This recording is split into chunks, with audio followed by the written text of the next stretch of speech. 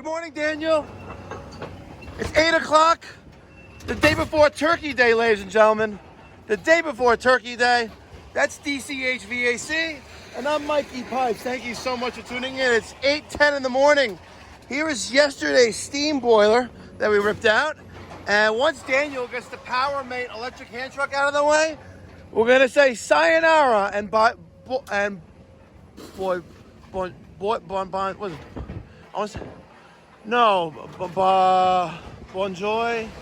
Sayonara, adios, whatever. Okay. Here we go. Hold on. Let it rip, Daniel. Yay!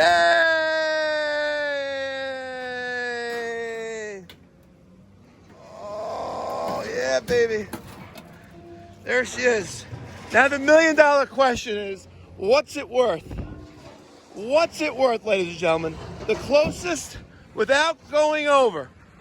The closest without going over. Don't be cheating either. I'm going to send a Pipe Doctor Mikey Pipes swag package too. Even if you live in Canada. Oh man, I hope I'm not kicking myself in the butt right now, but what's it worth, ladies and gentlemen? We dumped the water heater and we just dumped this very, very, very heavy boiler. All right? What do you think it's worth? Wow. 10,040 pounds. All right, ladies and gentlemen. Let's see what it's worth. Here we go. Remember, no cheating. Don't be cheating. Okay? So, we have $63.85. It's a lot less than I think. We had, yeah. So it's really $10. Yeah, $10 per 100 pounds. Yeah. All right, guys. Closest who had $63.85 without going over. You just got yourself some swag. Email me, Mike at MikeyPipes.com. All right, ladies and gentlemen. Thank you so much for tuning in. Day before Turkey Day. Very nice. We have, the team has tomorrow and Friday off, so that makes it a 4-day weekend. It's very nice. We're heading to our first service call, Daniel and I. We have an emergency service call request that came in literally moments after Daniel's first call of the day, which was scheduled for the morning, the entire morning. Had an emergency and needed to reschedule. So we decided that I'm going to hop in his truck and we're going to run some service calls together. We have an emergency service call request. Customer has no heat in one zone of his home. And it is 55 degrees out. Let's go see what's going on. All right, we got this Nest thermostat right here on the lower level. It's making this crazy noise. We're going to raise it to 74. And then listen.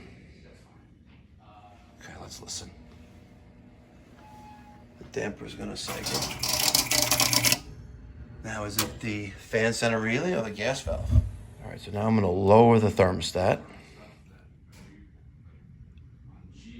And it just made a double click. Nothing crazy. So now we're going to bypass the thermostat and see if it still does it. All right, Daniel, you ready?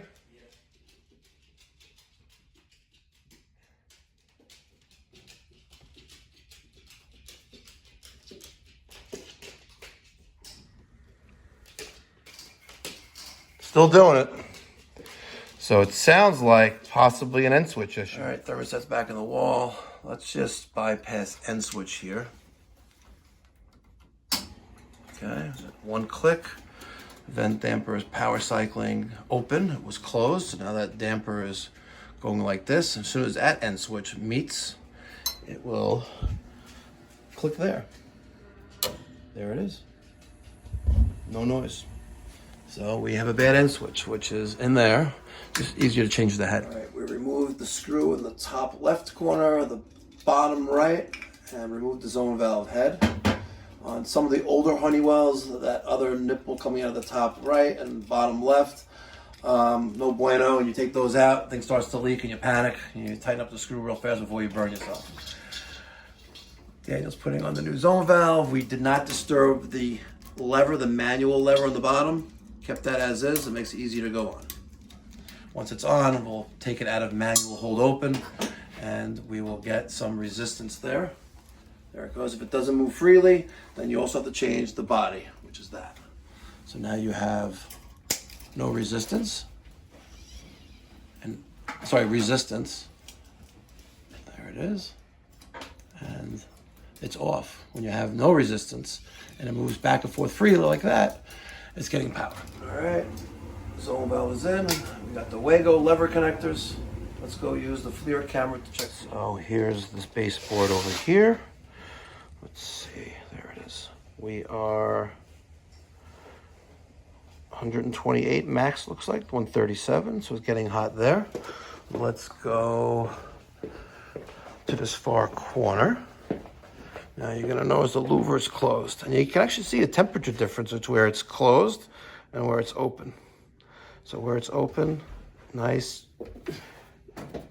137 again, 38, and when you open those louvers, you restore convection because that colder water, colder air is being. Oh, you gotta. Oh, that. There you go. Oh, there you go. Perfect. That cold air is going across the floor, through the fins, and up the top. You close the top, you're going to close convection. All right, ladies and gentlemen, thank you so much for watching this quick little video. Did it solve the problem? It sure did.